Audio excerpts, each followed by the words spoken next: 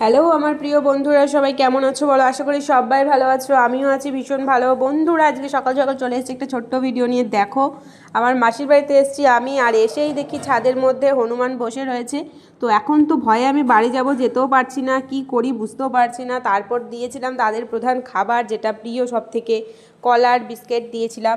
এখন ওরা সেটা বসে বসে খাচ্ছে, আর এই দিক দিয়ে আমাকে বাড়িও যেতে দিচ্ছে না। আমি যে কি করি বন্ধুরা, আমি বুঝতেও পারছি না কি করব, বুঝতে পারছি না। ভালোও লাগছে না, ভয়ও লাগছে। কি করি বলো তো, তোমরা একটু কমেন্ট করে বলো তো কি করি। আমি এখন বাড়ি যাব, তাও যেতে পারছি না। এইগুলো যদি একবার যদি একটা থাপ্পড় দেয়, তাহলে আমার অবস্থা খারাপ হয়ে যাবে বহুত।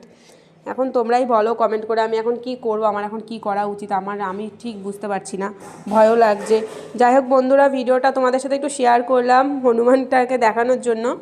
আর হনুমান যেহেতু ভগবান শ্রীরামের ভক্ত, তো তাই জন্য সবাই একটু কমেন্টে জয় শ্রীরাম বা হনুমানজির মানে হনুমানজি, জয় হনুমানজি বলে একটু কমেন্টে লিখে দিও।